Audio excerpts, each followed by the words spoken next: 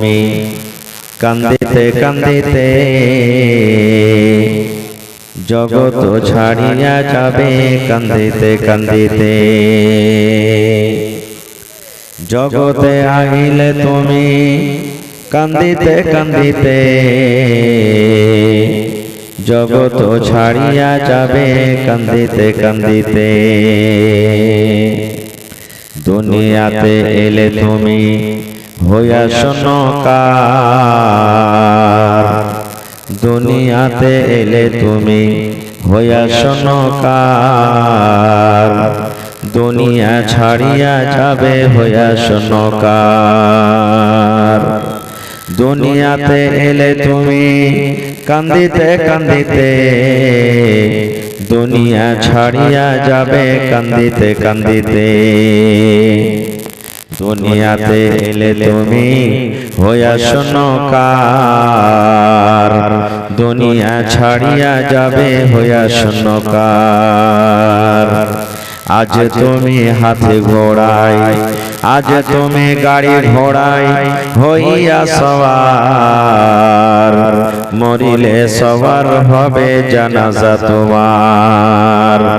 আজ তুমি গাড়ি ঘোড়ায় হইয়া সওয়ার, মরিলে সবার হবে জানাজা তোমার।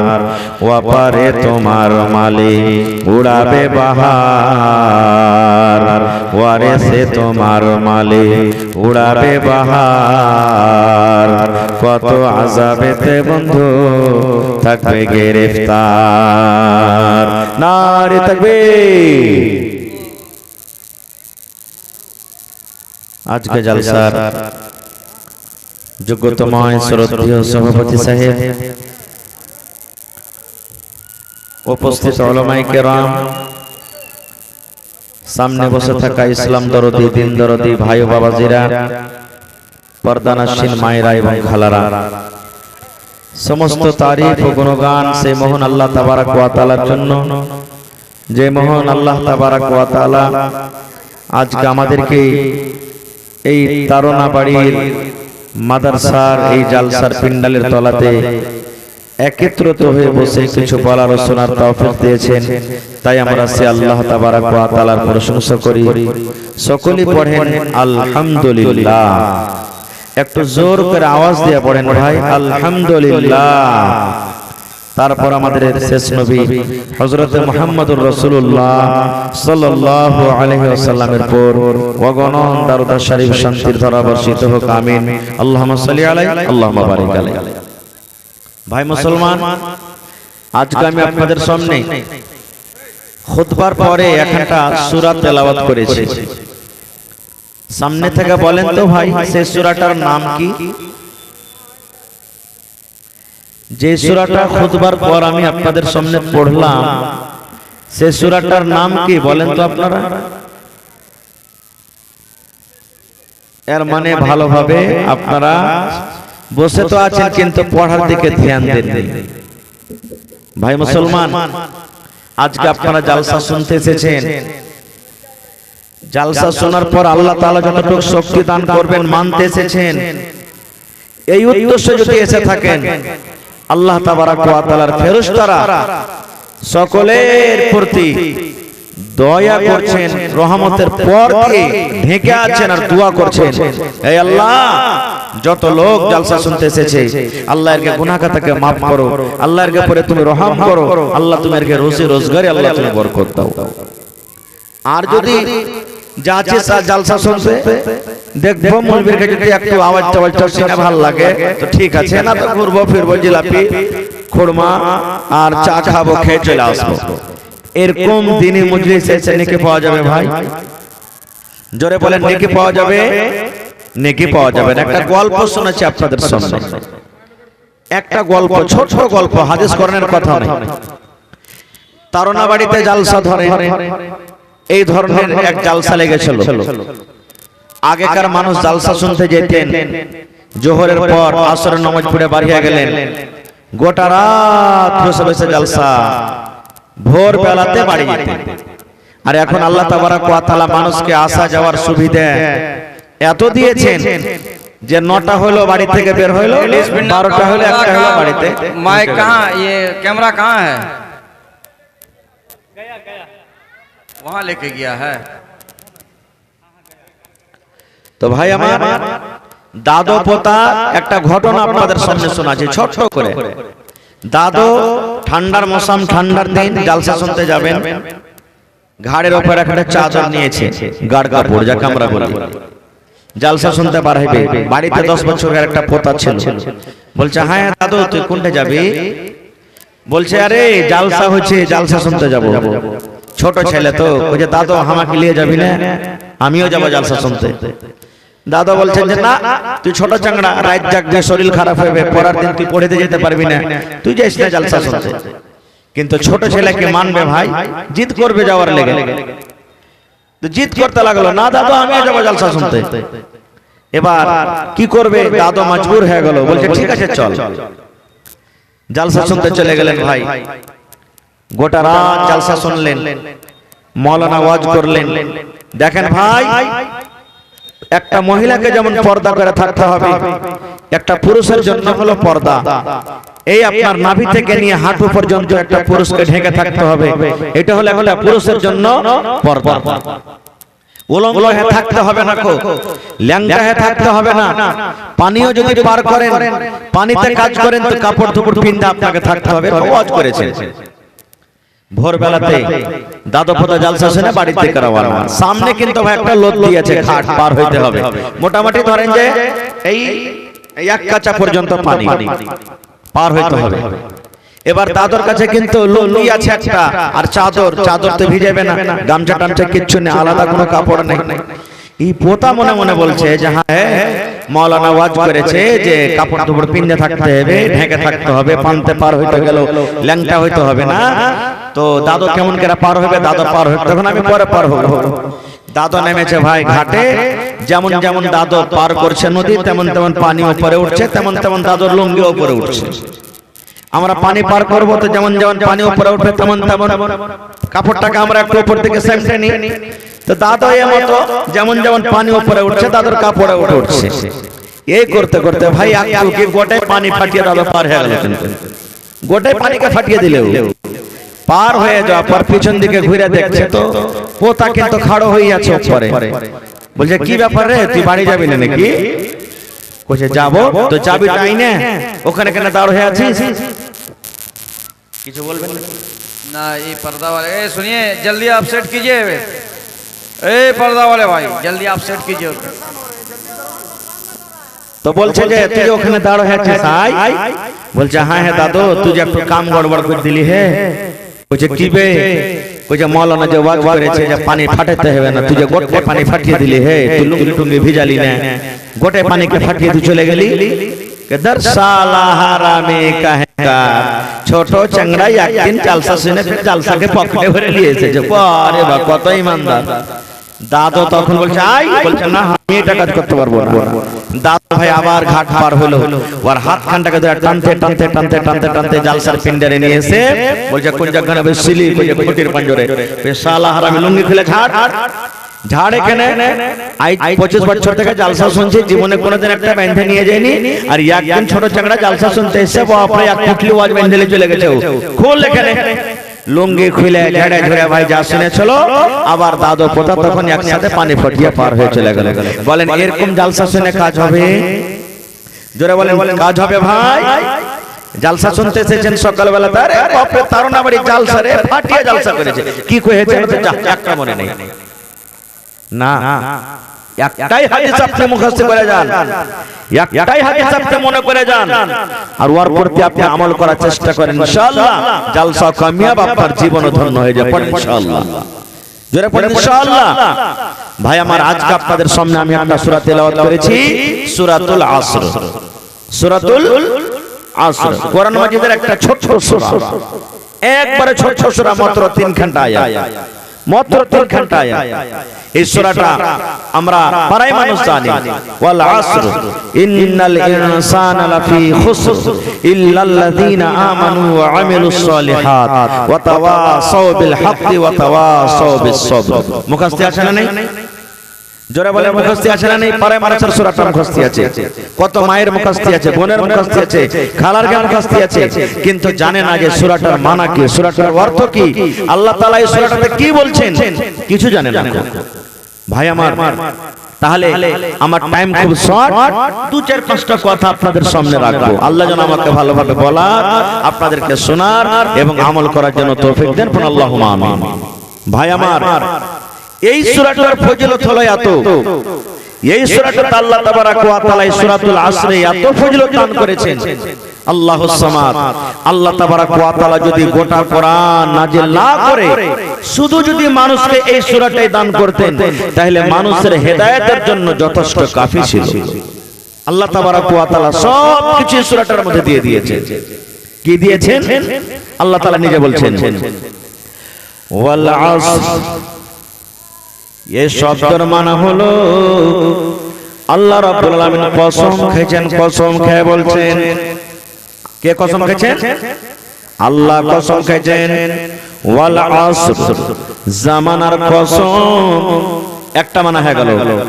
একটা মানা হলো আসরের টাইমের কসম, আসরের নামাজের টাইমের কসম। আল্লাহ রাব্বুল আলামিন কসম খেয়ে বলছেন।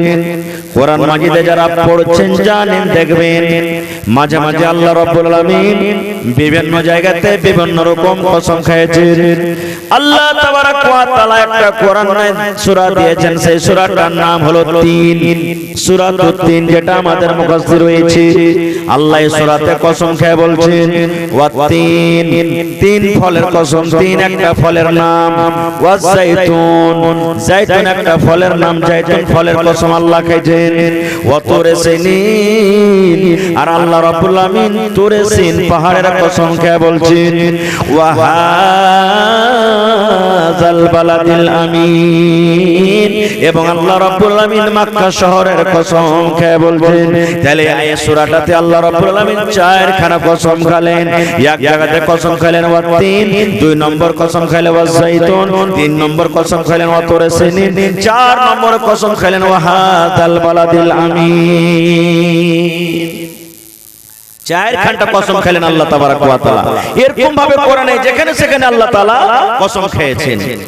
ভাই মুসলমান, আজকে আমরা কসমটা কেন দিই, কসমটা আমরা কেন খাই, উদ্দেশ্য আছে না নেই? কসম খাওয়ার উদ্দেশ্য আছে না নাই? ভাই বলেন একটু। আছে। কি উদ্দেশ্য? আমার মায়েরা খালারা বাড়িতে আছেন, গামলা চুরি হয়ে গেছে কোন মায়ের, কেউ বদনা চুরি করে নিয়েছে, কেউ কোচল চুরি করে নিয়েছে। মায়েরা খালারা বলবে, বোন রে আমার একটা গামলা চুরি হয়েছে রে বোন, আমার একটা খোরা চুরি হয়ে গেছে, আমার এই দেখো খুলনা থেকে একটা মুরগি চুরি করে নিয়েছে, ডিম চুরি করে নিয়েছে। এবার মায়েরা কসম খেয়ে বলবেন, বুবু রে এই যে মাসুম ছেলে আমার কোলে আছে রে বুবু, এই ছেলের কসম খেয়ে আমি বলি, কত মা তো বলবে মাটির কসম খেয়ে বলি বুবু রে, চোখের কসম খেয়ে বলবো রে, খাটে যদি বসে থাকে খাট ছুঁয়ে কসম খাবে বুবু রে, এই খাটের কসম খেয়ে বলি, এই মরণতে খাটে একদিন আমাকে যেতে হবে, এই মরণতে খাটে একদিন চড়ে আমাকে কবরে যেতে হবে, এই খাটের কসম খেয়ে আমি বলি। কত মা এমন আছেন, বোনেরা এমন আছেন, সুবহানাল্লাহ, ঘরের ভিতরে যদি থাকেন বলবে বল বুবু রে এই পান্তনের তলাতে রে বুবু, এই ঘরের তলাতে আমি বসে আছি, এই ঘরের কসম খেয়ে আমরা বলি। এরকম ভাবে বিভিন্ন রকমের কসম খায়। কত মানুষ কহে মায়ের কসম খেয়ে বলি বুবু রে, আব্বার কসম খেয়ে বলি রে, দাদার কসম খেয়ে বলি বুবু রে, ছেলে আছে মাসুম বাচ্চা, এই মাসুম বাচ্চার কসম খেয়ে বলি।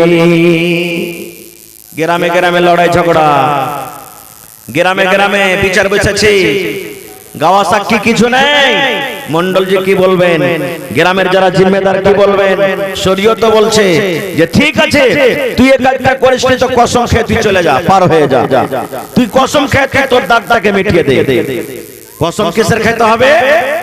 কসম খেলানেওয়ালা বলছে হ্যাঁ মুন্নি সাহেব মেনে যাবো আমি, কিন্তু কসম ওয়ার বাপের মাথায় হাতে খেতে হবে, কসম ওয়ার মায়ের মাথায় হাত দিয়ে খেতে হবে, কসম ওকে ওয়ার বেটার মাথায় হাত দিয়ে খেতে হবে।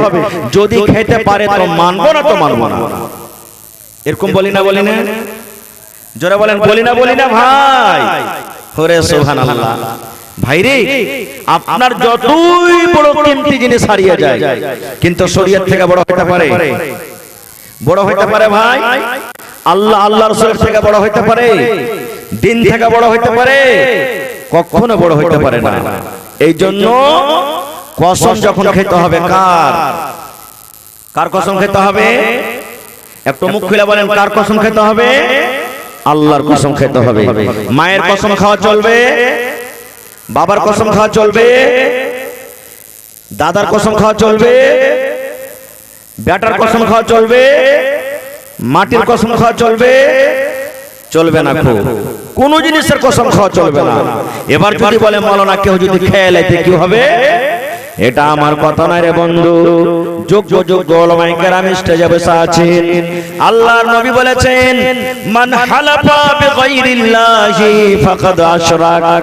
দয়ার নবী বলেছেন, আল্লাহ ব্যতীত, আল্লাহ ছাড়া যারা গায়রুল্লাহর কসম খেলো, মায়ের কসম খেলো, বাবার কসম খেলো, মাটির কসম খেলো, মাথা ছুঁয়ে কসম খেলো, চোখ ছুঁয়ে কসম খেলো, আল্লাহ রাব্বুল আমিন ছাড়া অন্য জিনিসের যদি মানুষ কসম খায়, নবী বলেছেন ফাকাদ আশরাক, সে যেন শিরক করলো, সে যেন শিরক করলো, সে যেন শিরকের গুনাহ হয়ে গেল, তার দ্বারাতে শিরক হয়ে গেল। আর নবী বলেছেন, উম্মত রে, আর আল্লাহ রাব্বুল আমিন কোরআনে বলেন, এই জমিনের উপরে আকাশের তলাতে সব থেকে বড় গুনাহ হলো শিরকের গুনাহ। সব থেকে বড় গুনাহ শিরকের গুনাহ। মরার আগে যদি আপনি তওবা না করেন, মরার আগে যদি তওবা করার আপনার সুযোগ না হয়, এই শিরকের হালাতে যদি আপনার মত হয়, তাহলে এই মতো আল্লাহকে আল্লাহ তাবারাক ওয়া তাআলা জান্নাত দান করবেন না। ওরে সুবহানাল্লাহ। আল্লাহ রাব্বুল আমিন কোরআনে বলেন, ইন্নাল্লাহা লা ইয়াগফিরু আন ইউশরাকা বিহি ওয়া ইয়াগফিরু মা দুনা যালিকা লিমান ইয়াশা। আল্লাহ বলেন, দুনিয়ার মানুষরে, জীবনে চুরি করেছো রে বান্দা, চুরির গুনাহ নিয়ে তুমি আমার কাছে এসেছো, আমি আল্লাহ রাব্বুল আলামিন ইচ্ছা করলে তোমাকে maaf করে দেব রে বান্দা। আর আমি আল্লাহ রাব্বুল আলামিন ইচ্ছা করতে গেলে তোমাকে আমি শাস্তি দান করব। জীবনে তুমি জিনা ব্যভিচার করে এসেছো, তওবা করার তুমি সুযোগ পাওনি রে বান্দা, আমি আল্লাহ রাব্বুল আলামিন ইচ্ছা করলে তোমাকে maaf করব। আর আমি আল্লাহ ইচ্ছা করতে গেলে তোমাকে শাস্তি দিব। জীবনে তুমি নামাজ পড়োনি রে বান্দা, নামাজ পড়ার তোমার সুযোগ হয়নি, তুমি নামাজ বেনামাজিয়া দুনিয়া থেকে এসেছো, আমি আল্লাহ রাব্বুল আলামিন যদি ইচ্ছা করি তোমাকে maaf করে দেব। আর আমি আল্লাহ রাব্বুল আলামিন ইচ্ছা করতে গেলে তোমাকে আমি শাস্তি দেব। কিন্তু বান্দারে, শিরকের গুনাহ যদি তুমি করে মরে যাও রে বান্দা, শিরকের গুনাহ যদি তোমার দ্বারাতে হয়ে যায়, শিরক করে যদি তুমি মত মরে যাও, তুমি যদি তওবা না করো, আল্লাহ রাব্বুল আলামিন বলেন, বান্দারে, এই শিরকের গুনাহ আমি maaf করব না। শিরক ছাড়া সমস্ত গুনাহকে আমি আল্লাহ ইচ্ছা করলে maaf করব, ইচ্ছা করলে শাস্তি দেব, কিন্তু শিরকের গুনাহ আল্লাহ maaf করবে না। বলবে, হাজী মাওলানা, আমরা তো মুসলমানের ঘরে জন্ম নিয়েছি, শিরকের গুনাহ কই আমরা করছি? ভাই আমার, শিরকের কয়েক প্রকার আছে, আমি ওদিকে যাব না, এটা আলাদা বিষয়। তবে আমাদের বাড়িতে ঘরে ঘরে শিরক করছে। এক নম্বর শিরক তো হয়ে গেল কি, এই যে আল্লাহ ছাড়া অন্য জিনিসের কসম খাওয়া। এই ছাড়াও শিরক আছে। কি শিরক? বেটা হয় না বাড়িতে, বেটে জন্ম নেয় না, পীর বাবার কাছে চলে গেলাম, ওরে আল্লাহ কাঠমোল্লার কাছে চলে গেলাম, কবিরাজের কাছে চলে গেলাম, ওঝার কাছে চলে গেলাম। ও কবিরাজ ভাই, আমার মন খানা ভালো লাগে না ভাই রে, আমার মন খানা ভালো লাগে না, আমার মনটা যেন কেমন করে ভাই রে, আমার সন্তান হয় না, দয়া করে তুমি আমাকে একটা কিছু দিয়ে দাও। এবার ওই ওঝা কবিরাজ কি বলবেন, আপনাকে কি করবে?